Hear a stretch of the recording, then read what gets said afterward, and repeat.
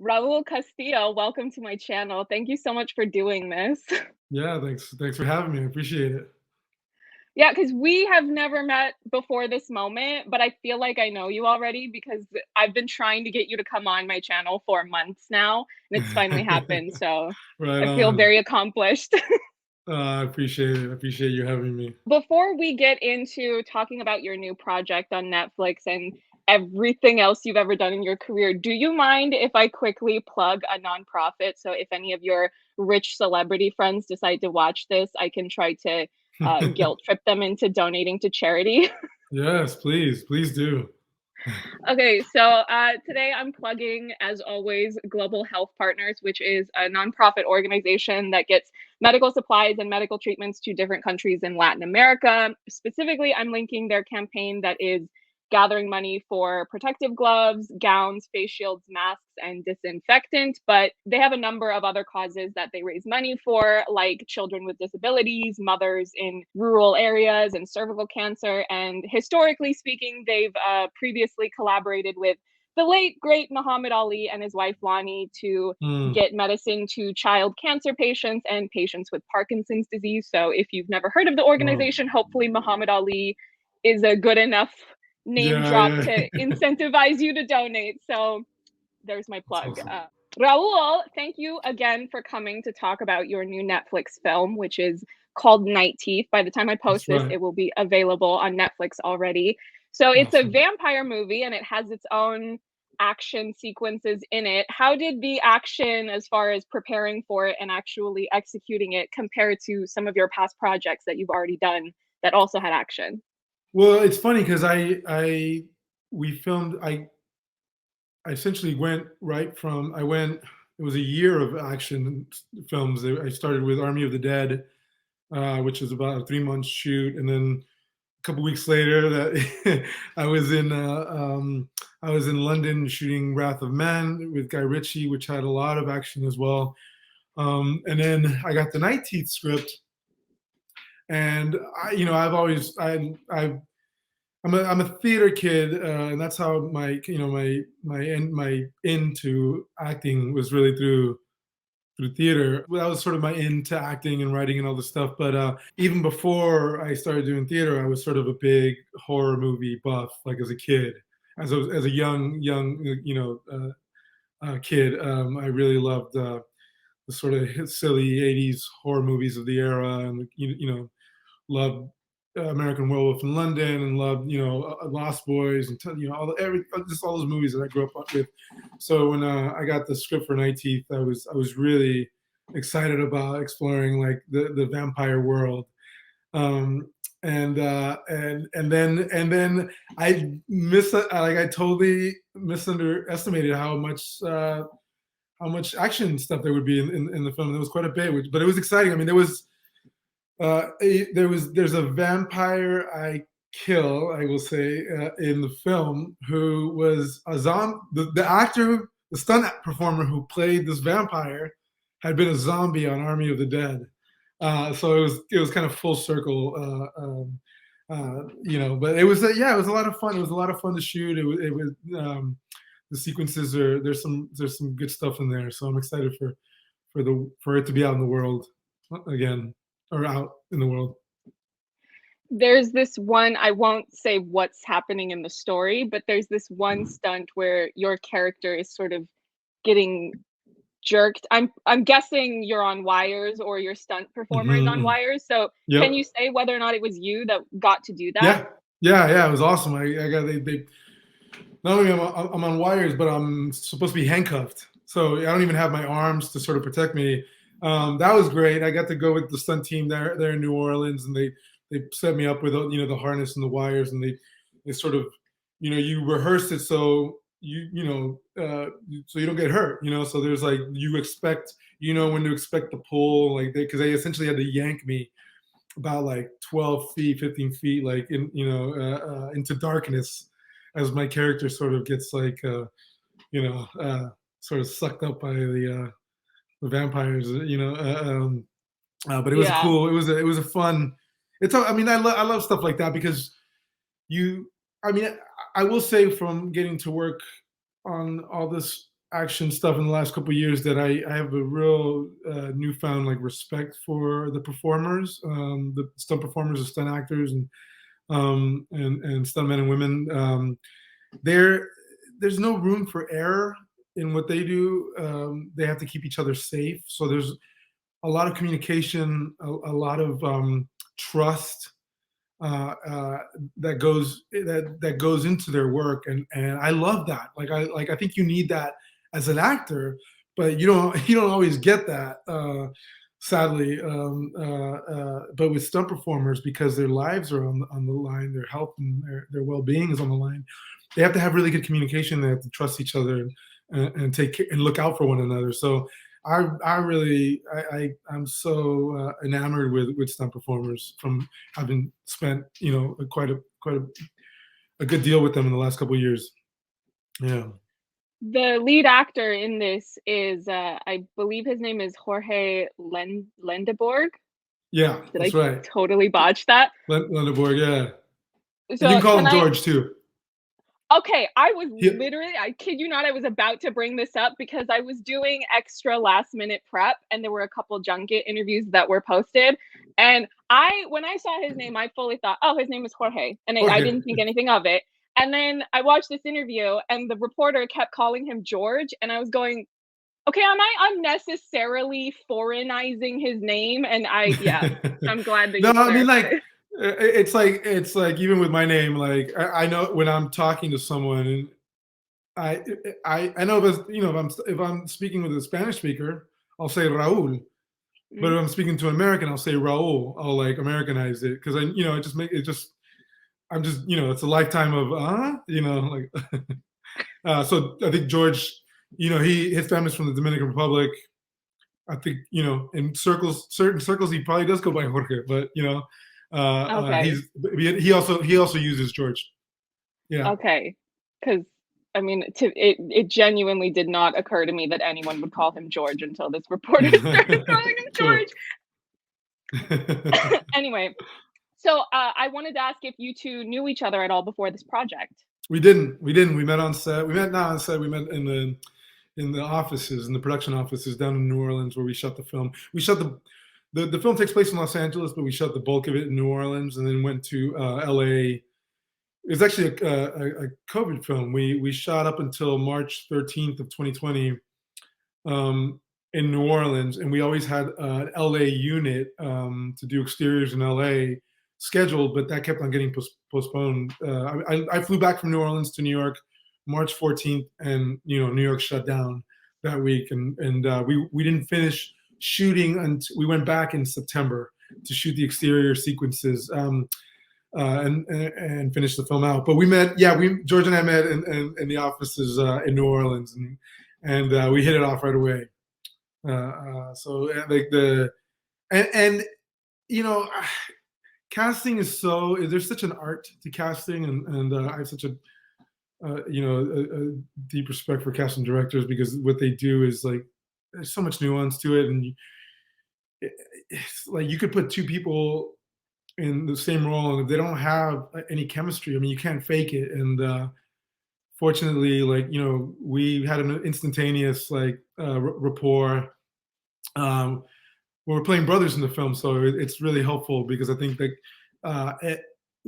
we, with very little time, we have to establish a history, and I think we have to draw the audience in and make them care about our characters. So that the relationship is really important, and that relationship between Jay and Benny is sort of the emotional core of the film in a lot of ways. And I'm just glad that we got along as well as we did. He was great. He was awesome to work with. We had a good time.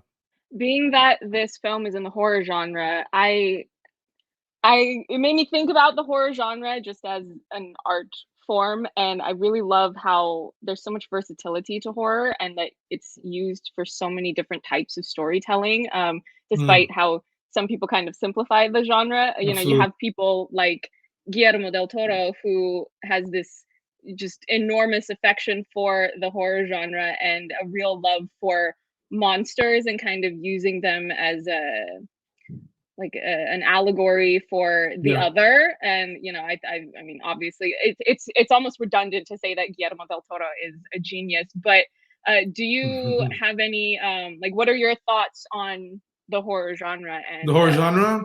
Yeah. Well, in some ways, it's like I was saying earlier, it's sort of like it's sort of at the horror really is in my early years as a storyteller. I think like actors, we're a lot of us are innate storytellers, and I think from when I was really young, I was already playing with my imagination.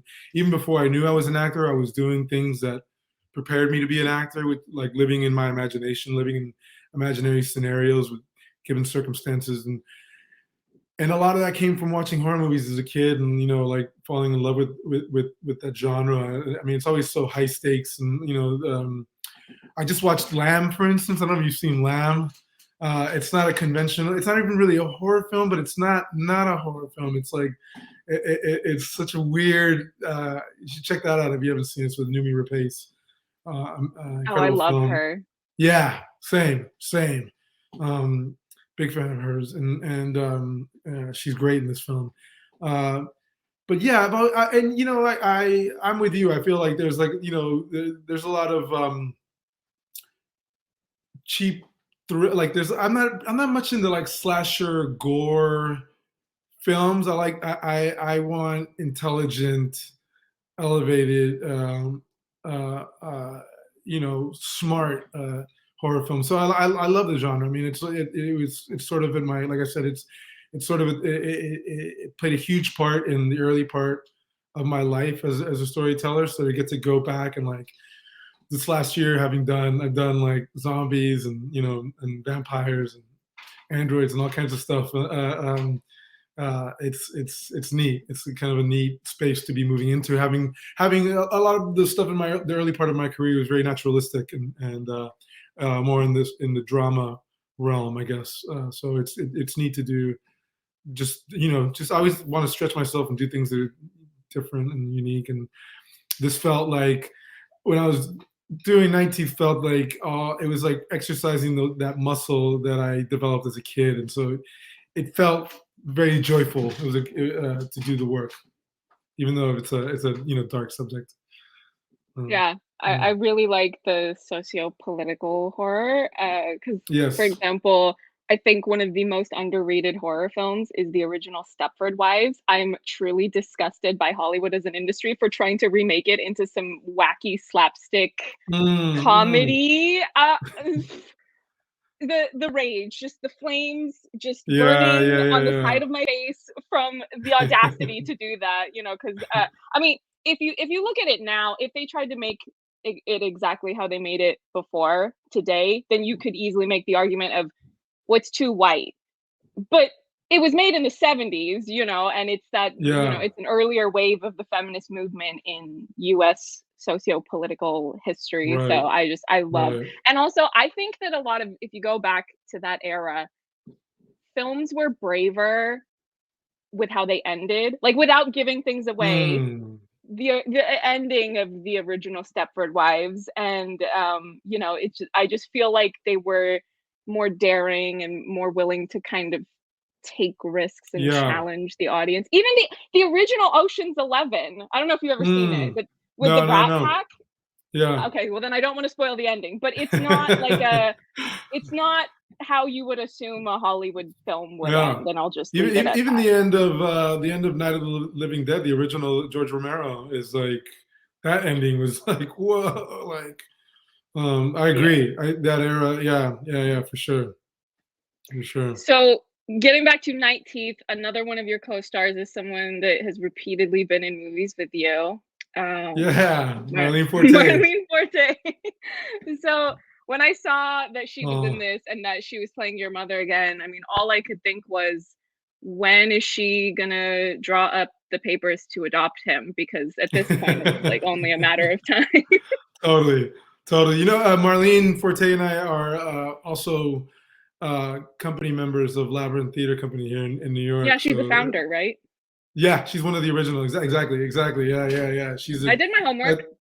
No, that's awesome. That's all. Yeah, she's a tremendous actor. Just to really, really give. So I mean, like that.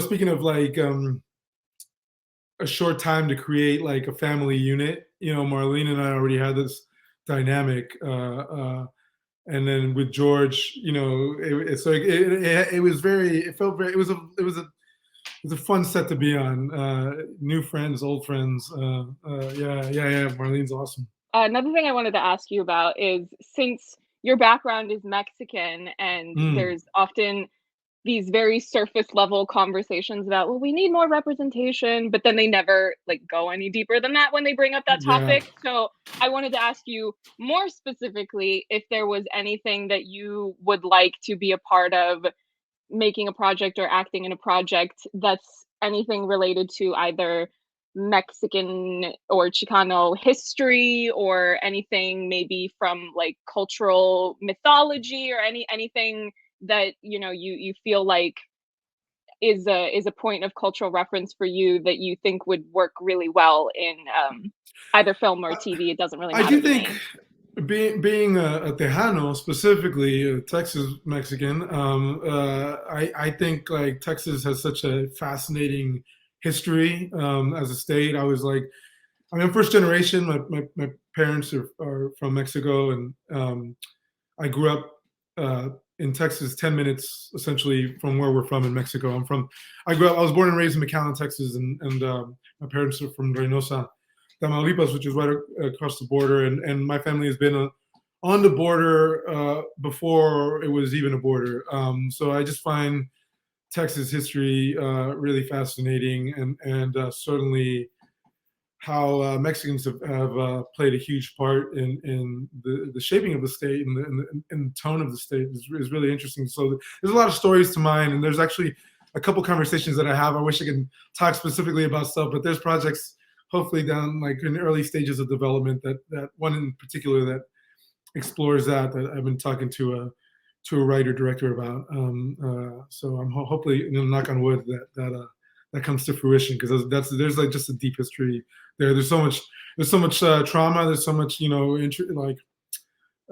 yeah. I mean, you know, it didn't become part of the United States, and it was in any kind of, you know, benevolent, easy way. So there's certainly a rich history there to examine, I think. Do you know what I want to see? And this is obviously an outsider opinion. I'm not trying to Mm. speak over anyone. I really want to see a new movie about Emiliano Zapata, because I don't know if Oh, did you know that Hollywood has already done a movie about him? of course, Because they I did filmed not know that. So imagine my surprise when I find these goofy looking old pictures of Marlon Brando. Brando. But it's Kazan. It's a great film. They actually filmed that down in South Texas where I grew up, and there was a story about Brando naked in some palm tree or something. I forget what the story was. It's like, I don't know if it was like local lore or whatever. But Anthony Quinn's also in that. He plays his brother in that, and Quinn was like a very prominent Mexican American actor. Um, who was breaking down boundaries, breaking down barriers like so long ago. You know, think about all the great roles that he did. So yeah. Zapata is an interesting character, but even like, you know, again, I'm a Mexican American. I'll ever play like, you know, a Mexican character. It's like it's a little bit tougher. You know, I grew up on this side of. I'm fluent in Spanish, but you know, any Mexican who hears me knows that I'm a gringo.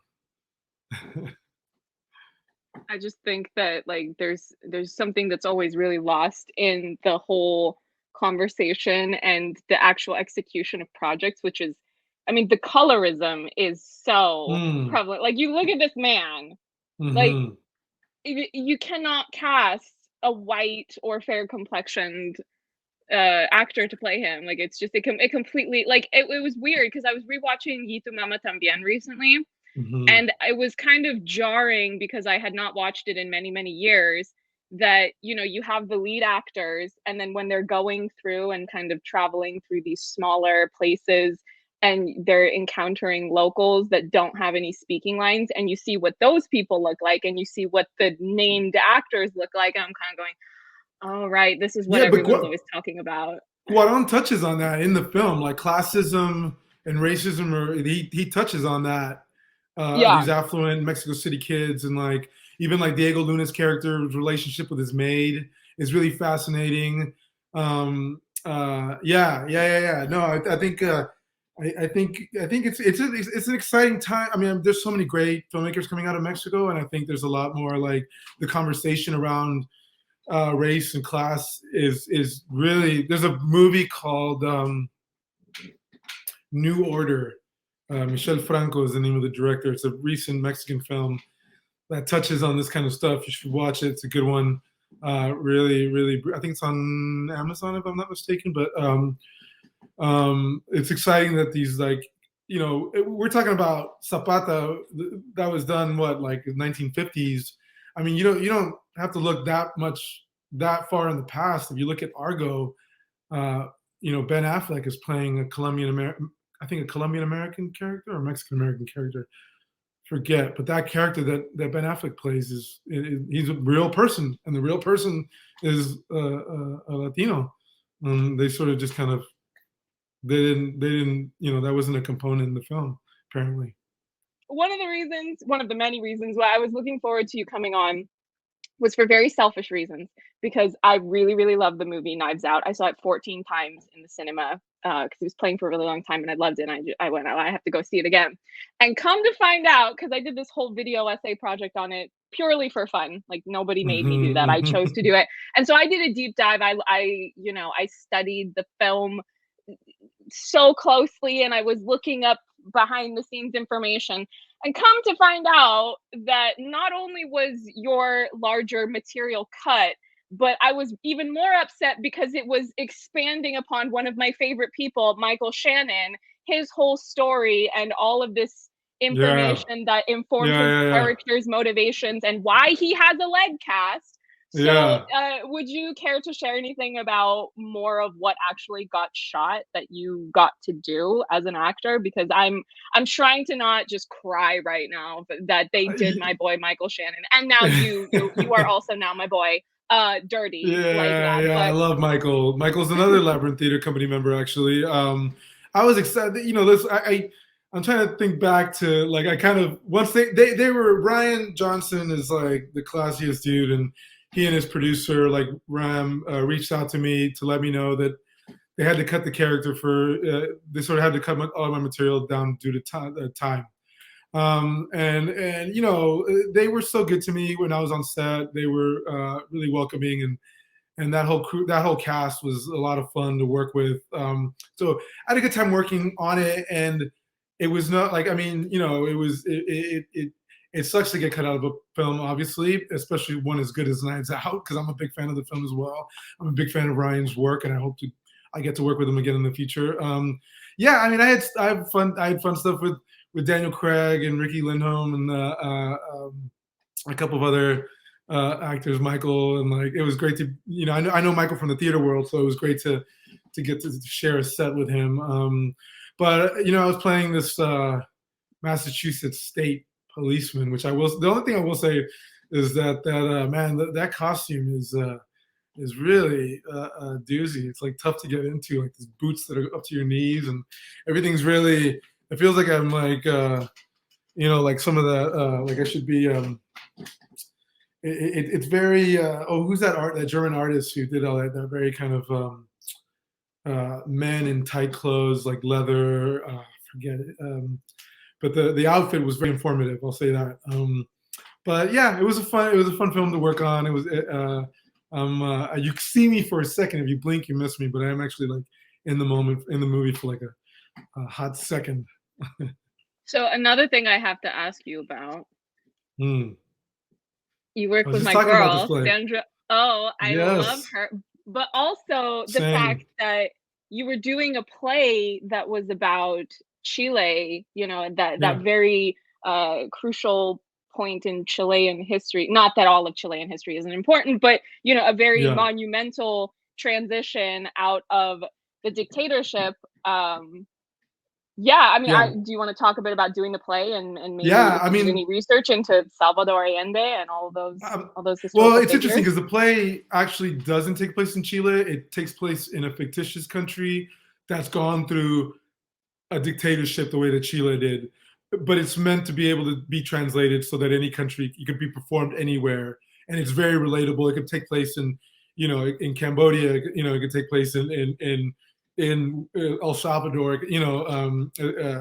So that play was a big part. Well, that play was originally performed and published when I was sort of coming into myself as a theater artist, as a teenager.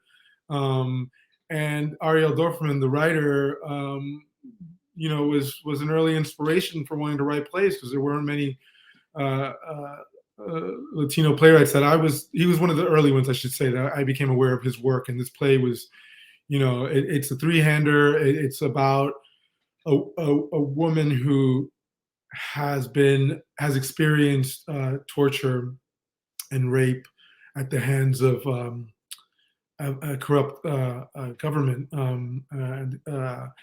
and is living with that trauma. And Sandra Oh was just coming off of Grey's Anatomy at the time, and she wanted to.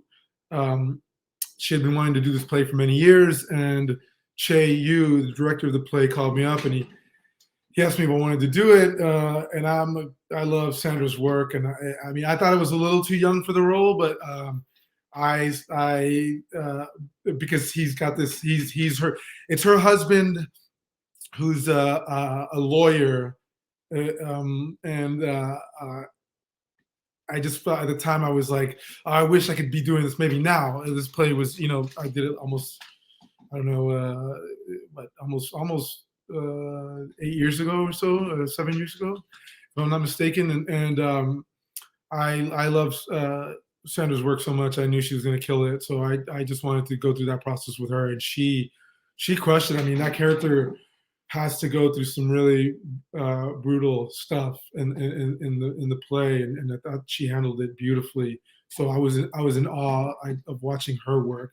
I love working with actors who I learned from just through osmosis, and she certainly was one of those people. It was just a level of discipline and commitment that was just so inspiring, and yeah, she sort of set the bar very high for me. So she was the reason I really wanted to do that play, and that play is just, it's really special. Yeah, it's interesting because you're talking about how it's sort of presented in an ambiguous way, but to me, just reading I've never seen the play, but I read the synopsis when researching to talk to you, and knowing that it was written by a Chilean, I just kind of naturally assumed, I'm like, oh yeah, no, it's about. And it's about real people. Yeah, and it very much is. You could feel it in it. It absolutely is. Yeah. Well, yeah. I mean, I've never been to Chile, but I would love to go, preferably after their election, after we can get rid of Piñera. Literally, I ordered this Vipala from Chile because it's like hand stitched, because I wanted it to be something that's beautiful. I mean, well, it's a pretty flag, but it's also like I wanted to buy it in a way that it would actually benefit Indigenous people. And to me, it's like, okay, if you're part of the Indigenous community and you've had to go through a global pandemic under the Sebastián Piñera regime, which related to the play we're talking about, he's publicly a Pinochet supporter. Like on record, he says that. So to me, I'm like, there's no way you are getting the help that you need. So I was like, I mean, this is not gonna like fix anything. Like it's not gonna fix anything on a grand scale. But it's like, well, I have to do something. So figured I would put it in the the background of our conversation. Like this guy is from Mexico. Does it have any meaning, or I don't know if it's just artwork? I don't know. I don't know. It's a birthday gift, so there's a specific meaning to me. But it's just this beautiful paper artwork that's done. It's like it's all paper. It's like it's like woven together. It's beautiful.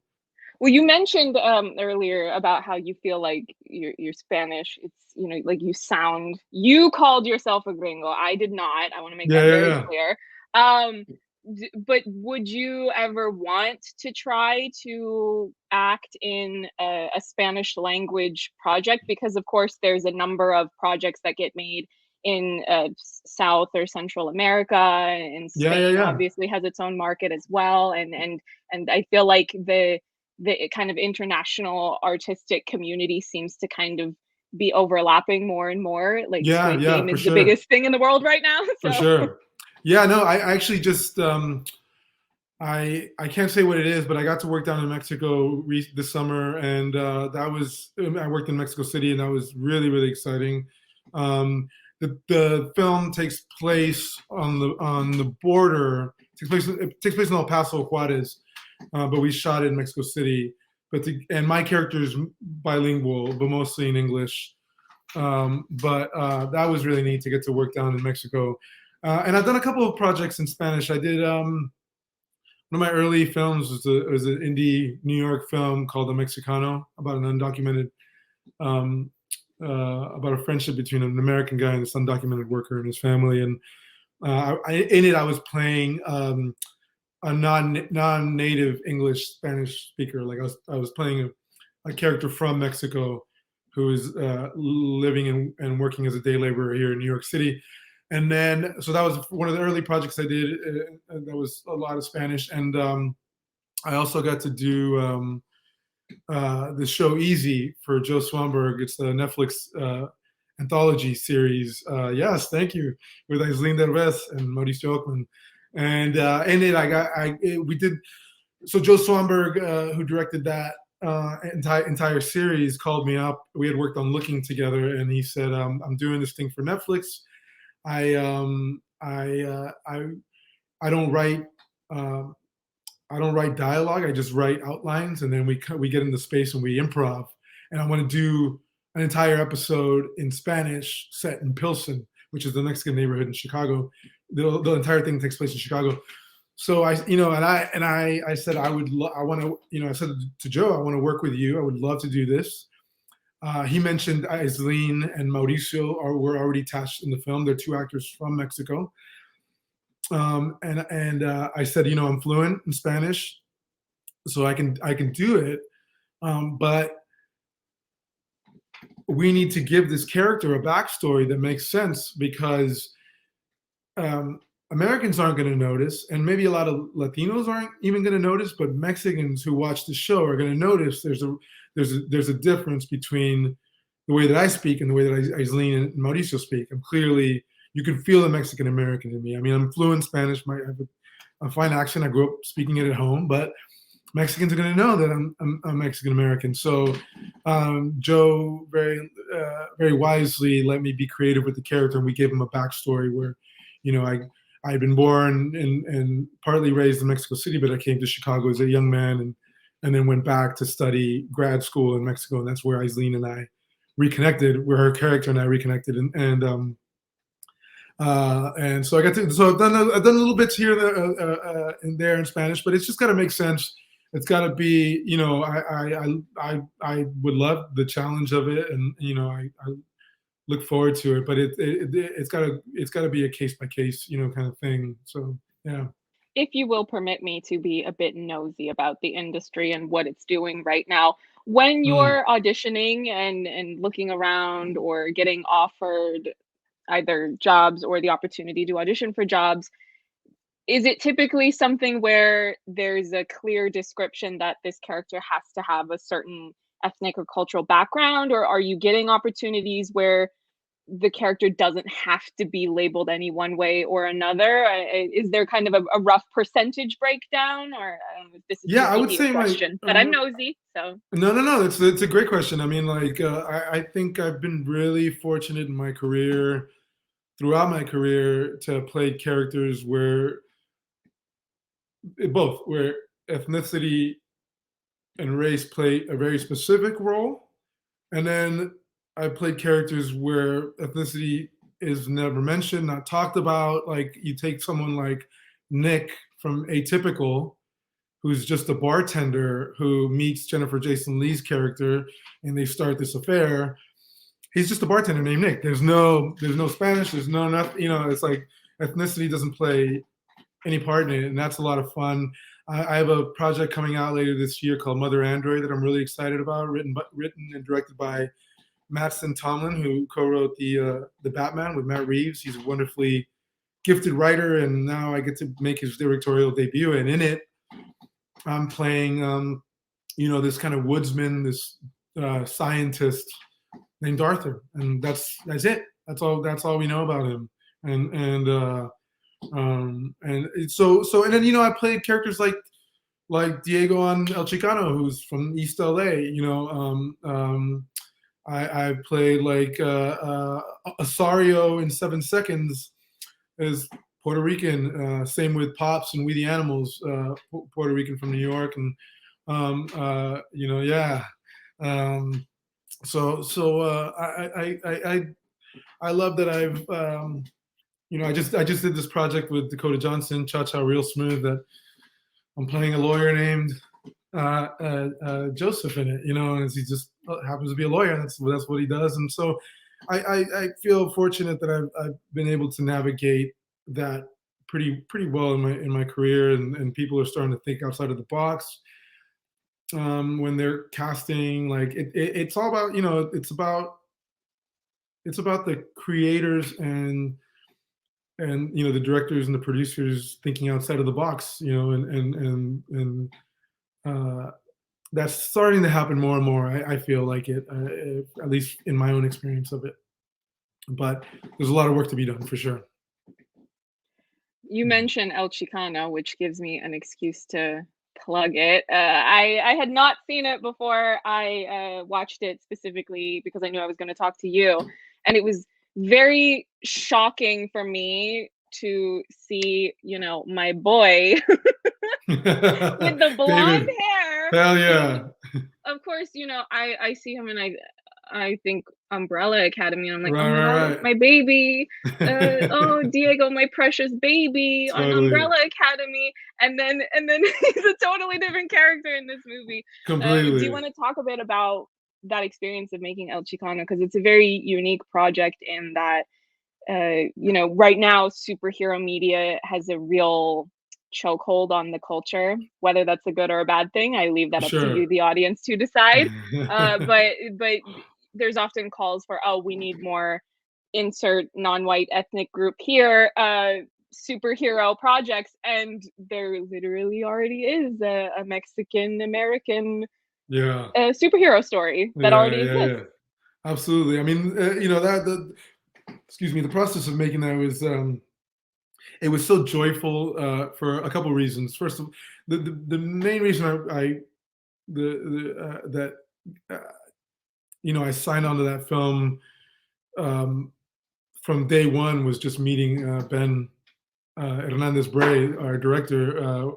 When I read the script and I got to meet him, he came through New York and we met in person. And the story, although it's this superhero kind of larger than life genre piece, it's very much rooted in a very personal. It's very personal to Ben. He lost a brother, like the Diego character in this film, and it was coming from a real pain and trauma, and trying to turn that into something positive and artful. And so that was, when the minute I met Ben, I was like, I mean, he's such just a great guy, and I was excited about him as a director, and getting to be. He's been a second unit director for people like Michael Mann and David O. Russell. He started in stunts and was stunt directing and second unit directing, and he had the script for about 10 years. And Joe Carnahan is a dear friend of his who helped him kind of get it made, essentially. So Ben was a big, component of that, and also just the fact that it was an all Latino cast was really, really exciting. Like just to be in that space with George and Amy and David Castañeda, and so many great actors on that project. Kate del Castillo, and JP Cantillo, like just I can go on and on, like that, and just that we were all Marlene Forte, to get to work on a set where it was all brown all around, like was just it was. I've gotten to do that in theater, but not really. I haven't really gotten a lot of chances to do it in film or television. So that was certainly a really to get to see that, to be on a set and be like, look at all these Latinx faces in front of the camera was really exciting. So it was a lot of fun to make that film. You used the word Latinx, which gives me an excuse to ask this next question, which is, do you have any thoughts or preferences regarding the wide variety of different words that different people prefer or don't prefer when it comes to the matter of describing one's ethnic and cultural background? Because I hear so many different things of, some people find certain words very empowering, and then other people go, no, we don't want to use those words because we're trying to decolonize from the conquistadors and we want to, get back into our indigenous roots 100%. from before the conquistadors showed up. So I just, Right. I never know what I'm meant to refer to anyone as unless it's country specific labels, because I'm just like, well, I don't want to be disrespectful because I totally respect the whole effort to decolonize one's language and decolonize one's just general mindset. Well, having grown up on the border in a heavily Mexican American environment, with not a lot of others, like there's the Rio Grande Valley where I grew up has certainly changed a lot since I was a boy. But when I was young, it was definitely like, and it still is, the majority Mexican American. There was a small white community, and then little pepperings of different other people here and there. But it wasn't until I went to college in Boston as an undergrad that I was exposed to different cultures and people from all over the world and from different communities, and I had to get used to picking up on cues and what people like to be referred to. So I'm always mindful of what people prefer to be, how they prefer to be referred to and called. So it's something that I'm not like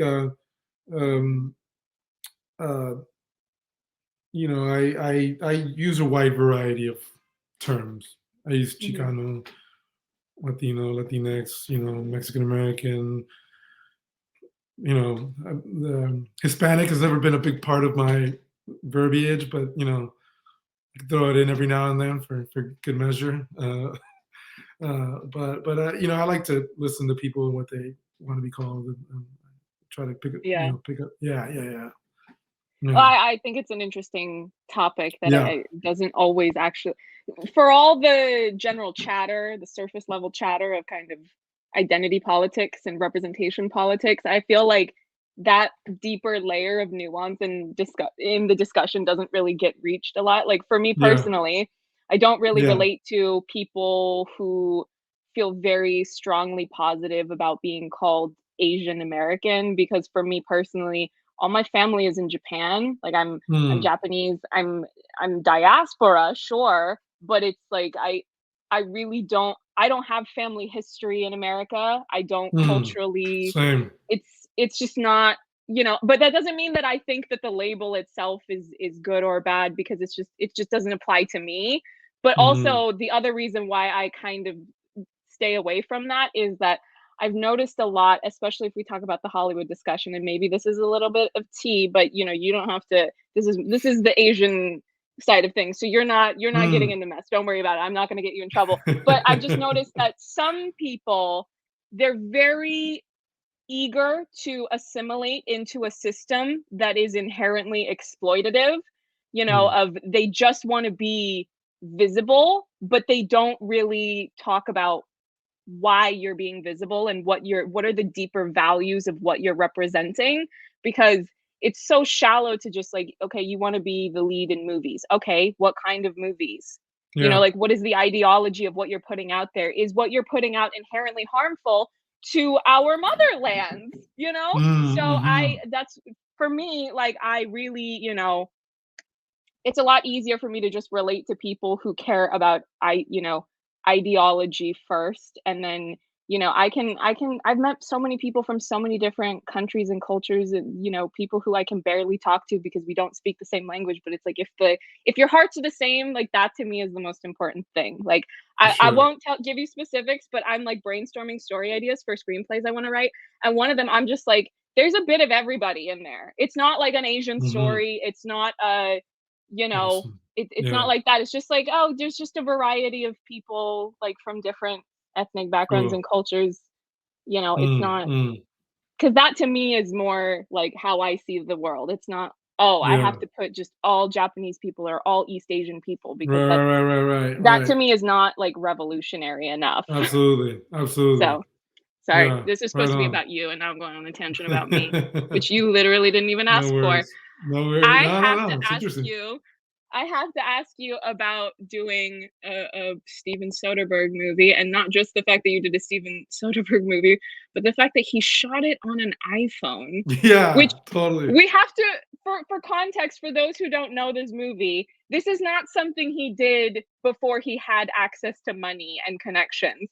This is Right. just, I don't even know what was going through his head when he went, oh yeah, I'm gonna film, I'm gonna do this on an iPhone just to show people I can. I don't know, but yeah, do you want to talk about Unsane and Yeah, Soderbergh? absolutely. Yeah. So I mean, Soderbergh is such a hero. I love Traffic. I love Six Lies and Videotape, and so many of his films and shows and everything. And I'm interested in I'm interested in him as a director, because he's so amazing at reinventing himself and defying expectations, and that's super exciting. And with Unsane specifically, I think like part of like I mean I think part of the experiment of playing with the iPhone, shooting with an iPhone, was like also just the practicality. It was just so easy. We shot so fast because there weren't these elaborate setups.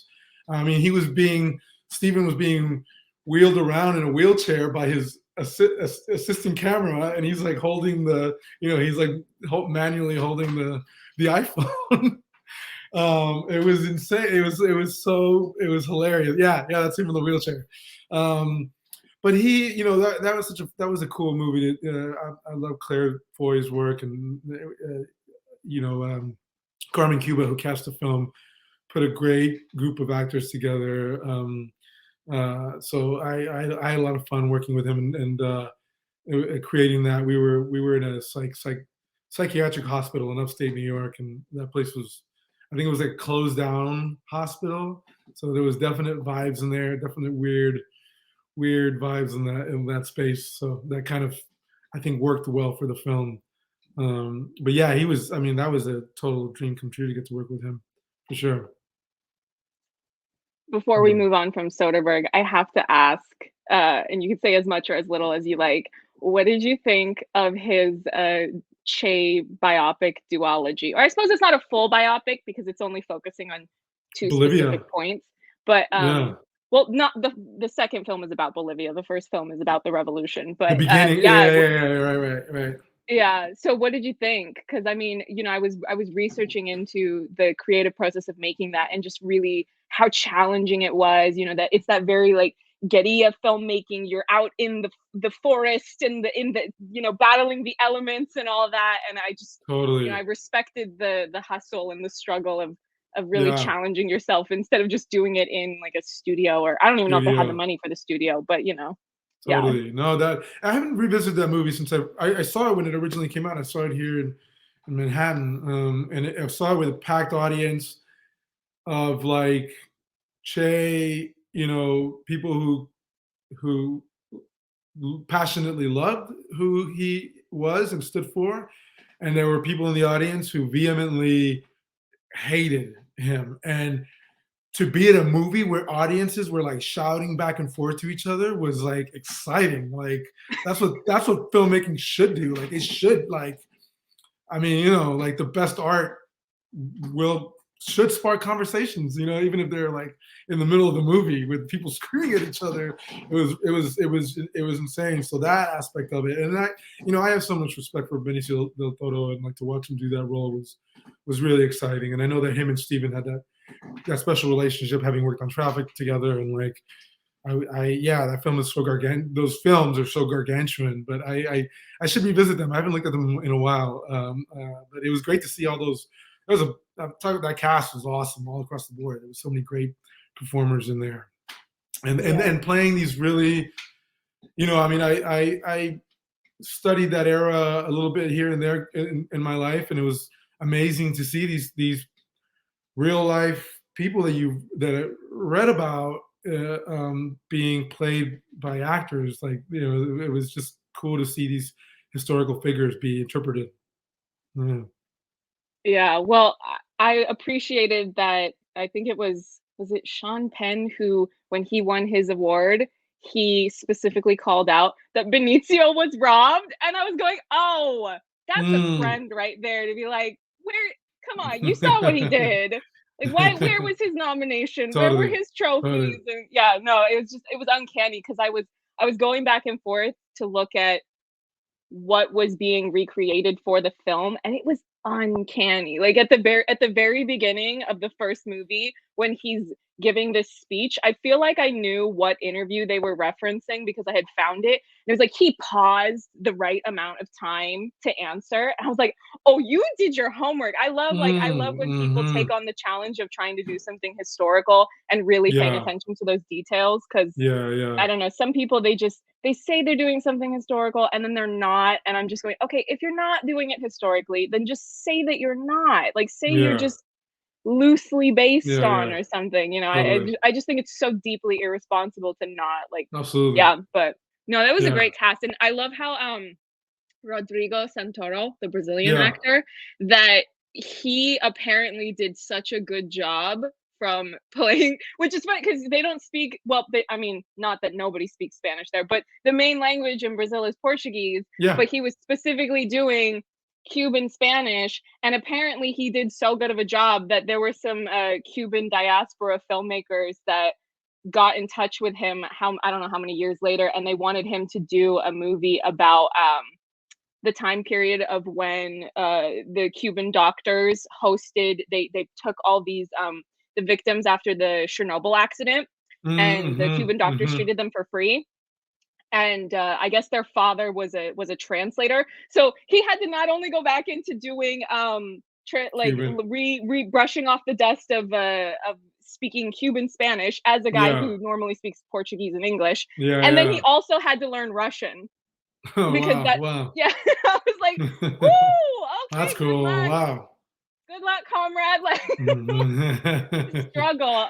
That's Oh, cool. I saw in one interview you said that you can't do accents. Is that just an old interview or do you still feel that you cannot do accents? Cuz I Not that I can't. It's not that I can't do accents. I'm not particularly strong at them. You know, I'm not like it's not my forte. Like I have friends who do that really well. I think my point was when I was a kid, I thought actors like I thought there were certain traits that you needed to be an actor, and I thought doing accents was like one of them. And I can I had friends that could do all kinds of voices and accents. I was never that kind of performer necessarily, but yeah, I won't say I'll never do an accent. I'll do an accent maybe one day if the role, if it's the right role. And I think like yeah, yeah, yeah, yeah. I want to give you the opportunity to talk a bit about We the Animals because it seems like just from following you on social media, it feels like anytime anyone tags you in anything related to We the Animals, you get so excited and you want to Yeah, re up that project. It's, you know, this indie drama yeah, about, well, it's about a number of things really, but yeah, no, I thought it was a beautifully done film. I felt like it had really nice, you know, you could tell it was shot on film because it had that kind of glowy, grainy yeah, look, and it kind of had that impressionistic vibe about it. And yeah, it was yeah, really yeah. beautifully done. Do you want to talk a bit about that? Yeah, I mean, yeah, We the Animals was an amazing experience. It was it's based off a book, so by the same title, written by a writer named Justin Torres, and the book is really beautiful. And I thought Jeremiah Zagar, our director, did a really great job of adapting it into a film. And it's yeah, the character was very different than anyone I played. And it gave me an opportunity to show the industry some of what I can do. I think in a way, and it kind of I think that character and that projects has certainly opened doors for me in a lot of ways.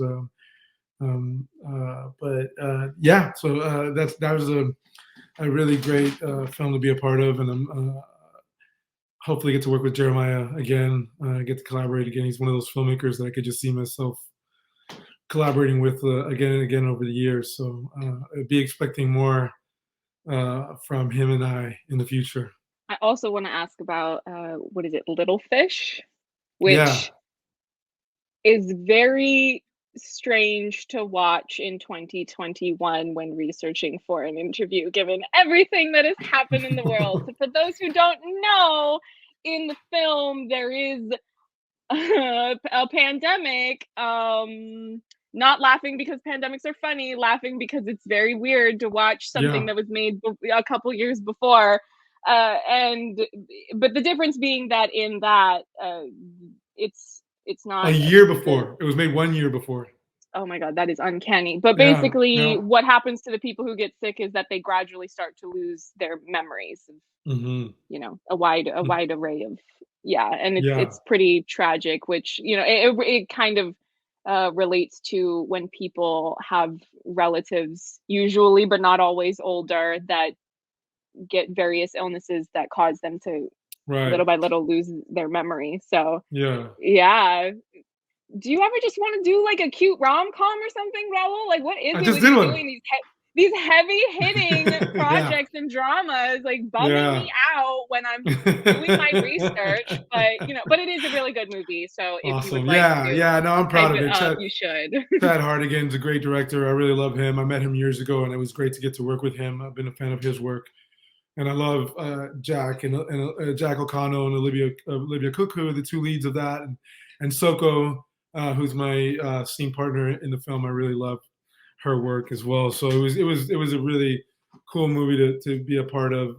And then Madsen Tomlin, who wrote Little Fish, cast me in Mother Android, which is coming out later this year.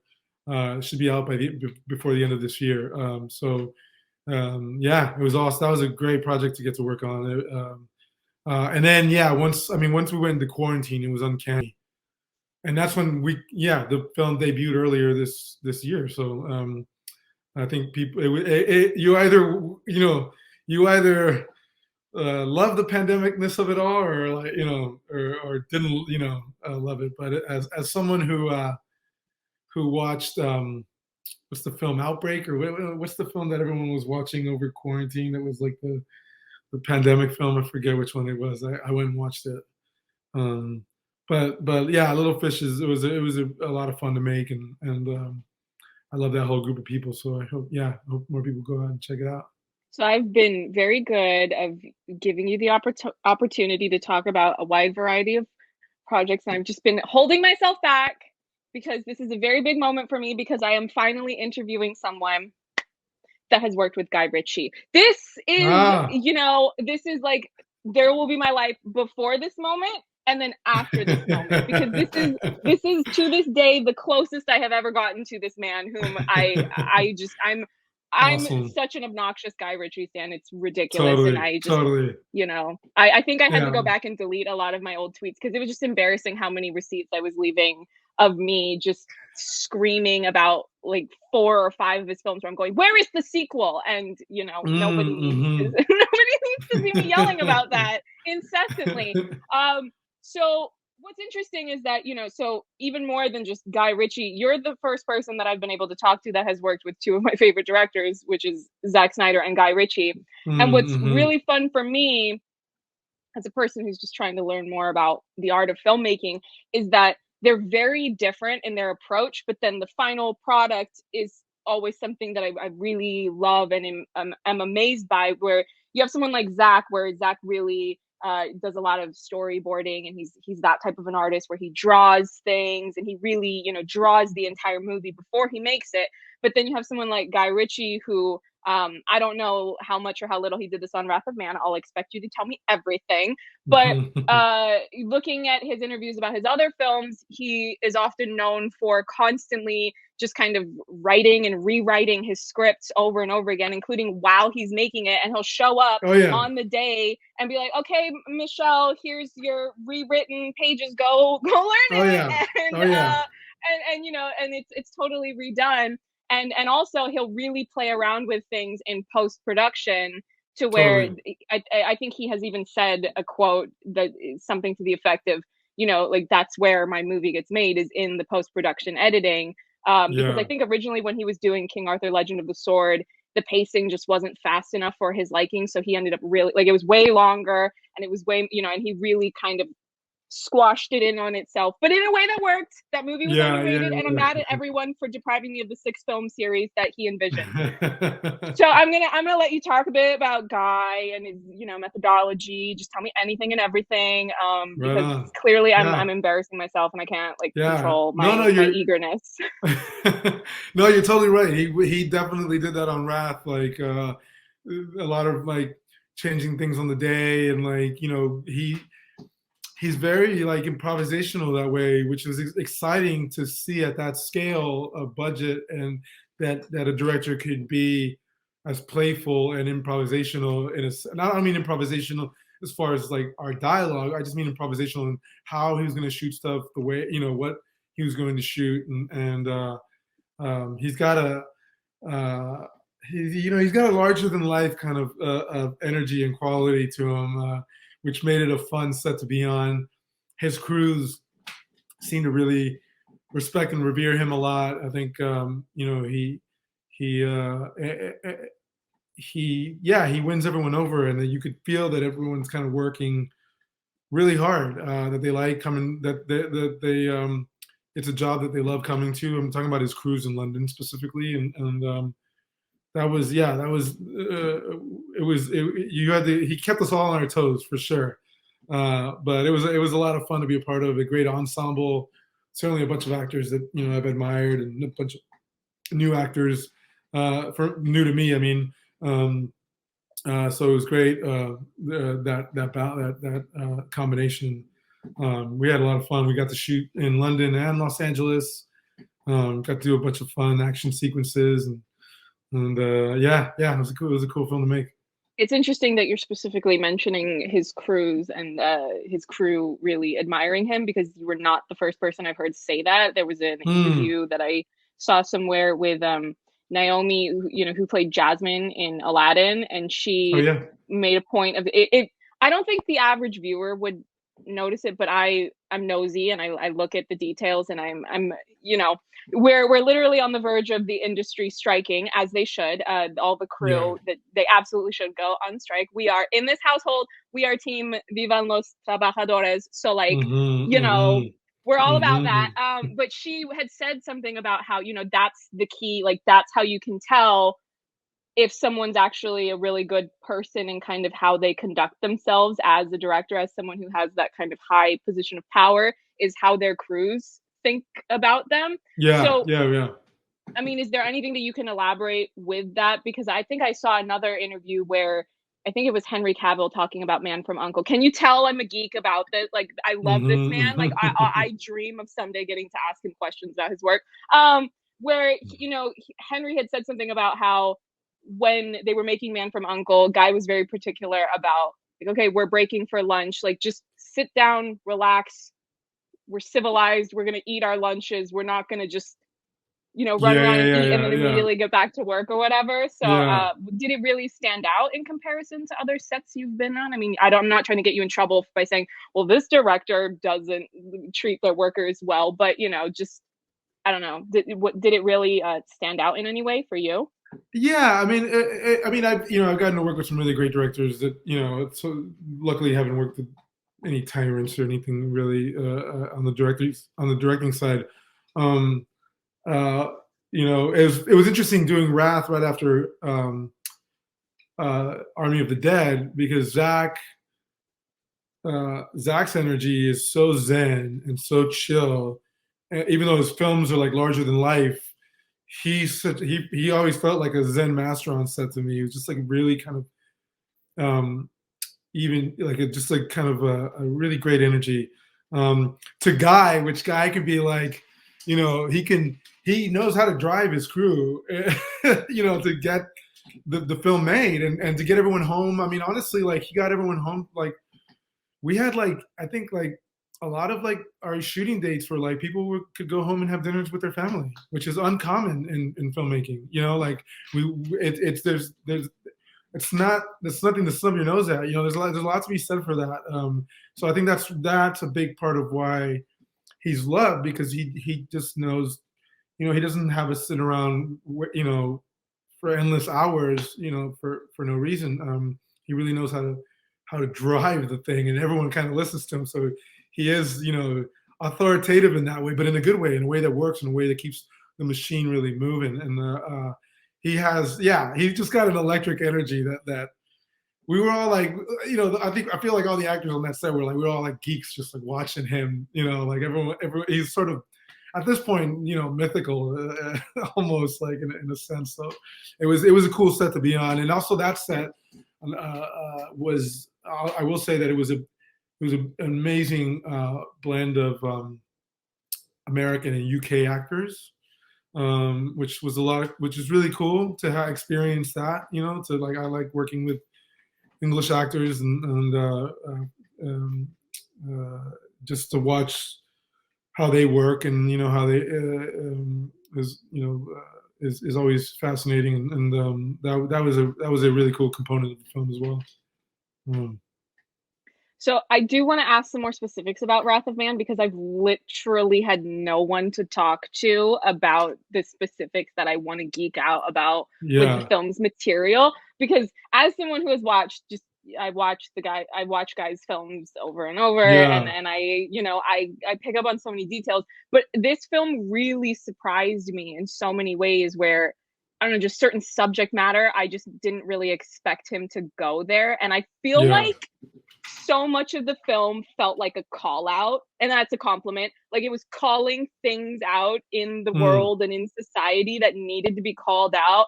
I mean, like, okay, we're going to talk spoilers. So if you've not seen Wrath of Man, literally, what are you doing with your life? Turn off this interview, go watch it, and then come back and finish. Okay. Cause watch it.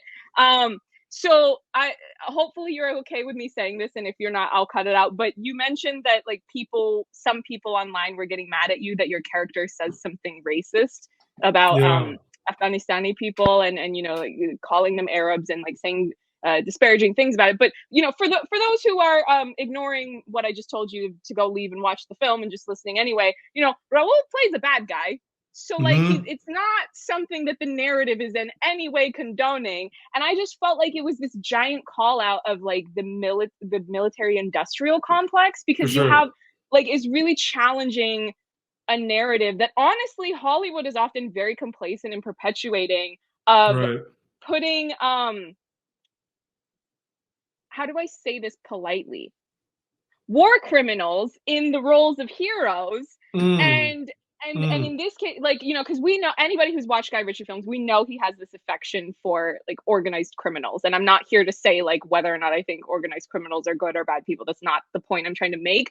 But it's just this very, like, there's that line, I was just rewatching the film before like we got on the call together, where I think the boss of the team says something like, we're not gangsters, or we're not organized criminals, we're soldiers. And they're very like high on their own grandeur or whatever. And it's like, I think that it was a fascinating way of like, you have the kind of picturesque suburban house dads who are considered like upstanding members of society, and they're literally just, especially one of them in particular, we know which one it was, who's very just like bloodthirsty, and I think there's also something to be said for the fact that, again, spoiler, why are you still listening if you've not seen the film? Leave.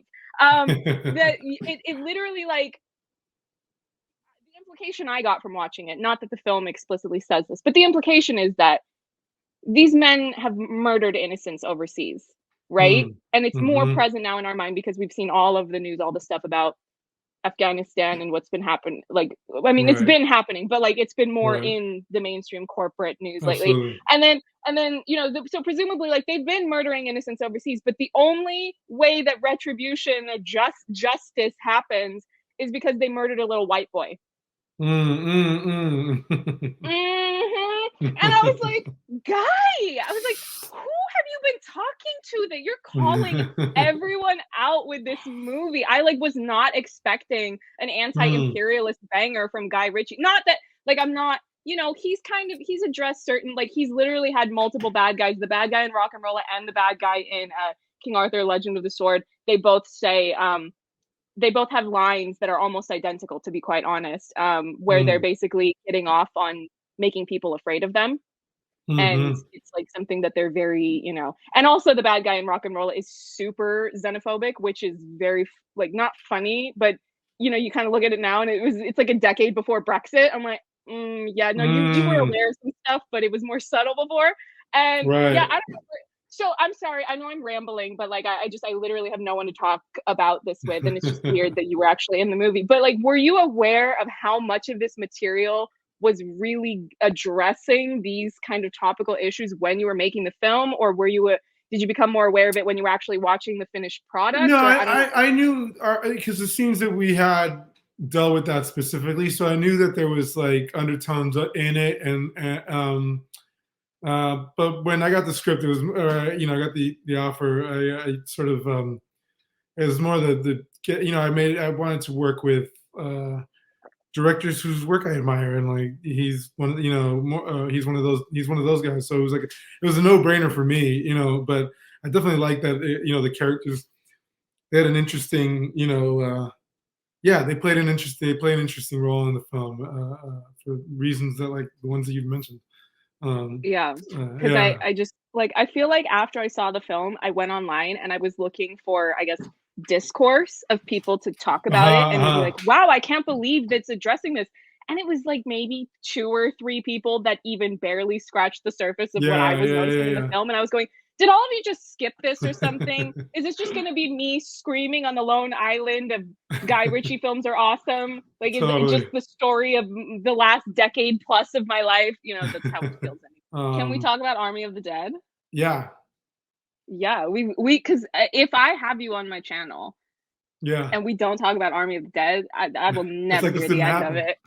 Oh, yeah. So where to even begin? I've watched some interviews of you talking about that you were involved in the creative process of kind of how the Mm. character would be. What sparked that particular inspiration of the specific ideas that you had for the character? Well, him being a gamer and a YouTuber and was like so. I mean, it's such a fun character. It was like one of those like it came through. I taped an audition for it. My audition consisted of one of the YouTube videos of my character's recording where he's like killing zombies um and it was an amalgamation of that with a scene with his buddy who ends up like his buddy David who ends up leaving before they go on the mission when he finds out that there's zombies involved and he kind of chickens out.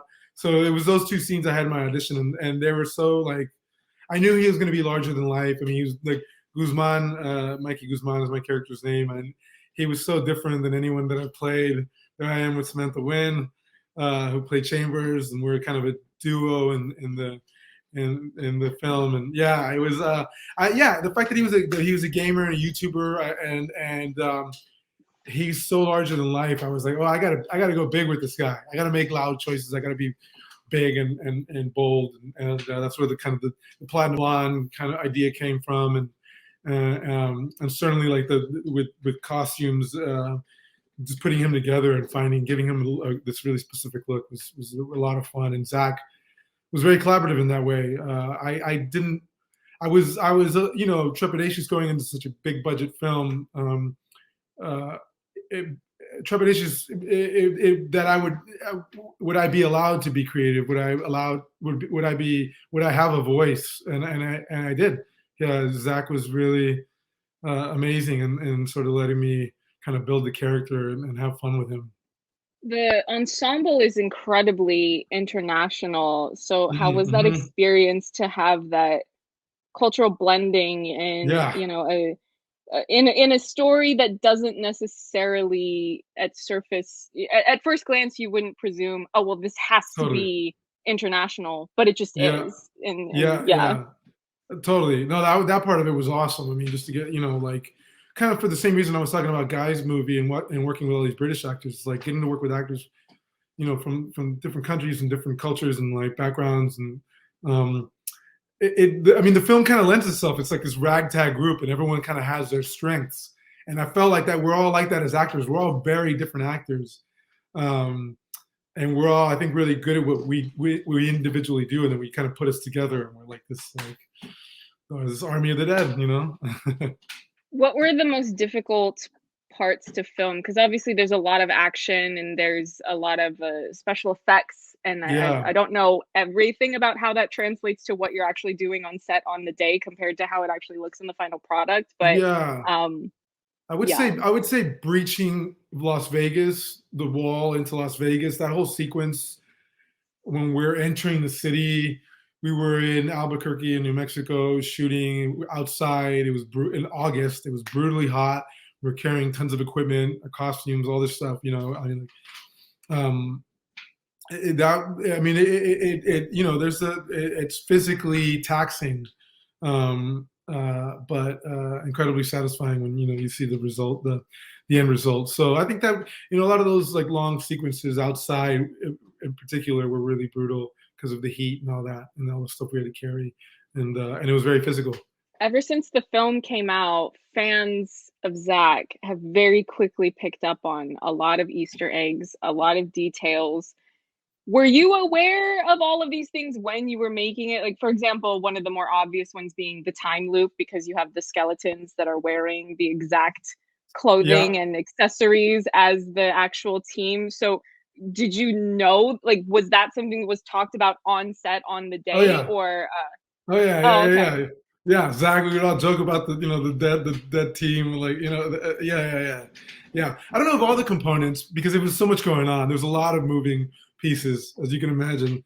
But we had a lot of there's a lot of time when you're just waiting around chatting when you're filmmaking, and Zach, because he was operating camera, he was always there with us. So he was which was incredible, to have a director who's it's not that common to have a director operate, and it felt very intimate, even though the scale of it was quite large, quite grand. Zach felt very available. He was very present with us, and that was nice. That was great to get to experience for sure. Mm. So there was that short that was released of the baseball. Yeah. This is more of a technical question than anything. When you're just kind of yelling and saying things, and you're getting the baseballs ready to put into the machine and get them going, are you saying eso? Because the subtitles on Twitter said something else. They said asshole. And I was like, I could have sworn this man just said eso. Those subtitles are terrible sometimes. Yeah. They should have asked me, because it was very like, Guzman, it was dope because Guzman is like in Chambers are like the only Las Vegas natives. So I wanted to make him very specifically Mexican American, and because Vegas is, it leans heavily Mexican American. So I got to play with, giving him like sort of, especially in those scenes, because they were written and added like later throughout the shoot. Zach came up to me like kind of halfway through the shoot, and he's like, we're writing these shorts that you're gonna do. YouTube videos we're going to release, help promote. I was like, great, give me more stuff. That sounds like fun. And we had a lot of, with props, and and costumes, we had a lot of fun building those out. But I got to play around and kind of, they were scripted, but I got to kind of go off the cuff and throw in a lot of Spanish and a lot of slang and stuff. So that was really cool. Yeah, because I don't know Spanish, but when I heard that, I've heard the word eso before, so I just assumed, and then it said asshole on the subtitle, and I was like, am I hearing this wrong? Like, what is happening? It's like messing with my perceptions. So after the movie came out, you got a little promotional plug from Pedro Pascal. Which was super cute. That's amazing. I love Pedro. Another Labyrinth Theater Company member. I clearly need to just go there, travel cross country and just hang out there, because apparently that's the place to be. So apparently you two know each other? That's right. Yeah, we know each other from our theater days. Is that what this is from? Because I literally don't know where this picture is from. I just that is from deep dive on the internet. That's from the Game of Thrones, I think season 2 premiere. When we were doing Murray Bartlett, who's to Pedro's right, who was most recently in White Lotus. I don't know if you've seen White Lotus, but Murray is brilliant in that. And if you haven't seen it, you should definitely check it out. But Murray Bartlett and I were at the time were doing Looking on HBO, and we went to support Pedro, and he was premiering Game of Thrones. Yeah. So hopefully you're okay with me saying this to the audience, but I know you're looking to expand and getting to not only acting, but maybe a bit of producing. We'll see what the future holds. Should we expect a collaboration of you producing the latest, Pedro project to set the internet on fire? Oh my God, it'd be amazing. What's happening? Are you kidding me? I know, seriously. I would love. He's a tremendous actor. I've known him I've seen him on stage. I've seen obviously on film and television now, but he's such a tremendous actor. I love to work with Pedro, on a film for sure. Yeah, we got to make that happen. Of course. Well, thank you so much, Raul, for your time. Absolutely, I Genevieve. know I talk a lot, but no, it was awesome chatting with you. You totally, that was great. I tried to be thorough. There were so many things that I did not get to, but if you come back to promote Mother Android, we can cover. We'll do it. We'll do it again for Mother Android. That'd be great. Cool. Thanks for helping us promote Night Teeth. I'm really excited for everyone to see it. So yes, thank you of course. For that. Stream it now on Netflix. It's available worldwide. Yeah.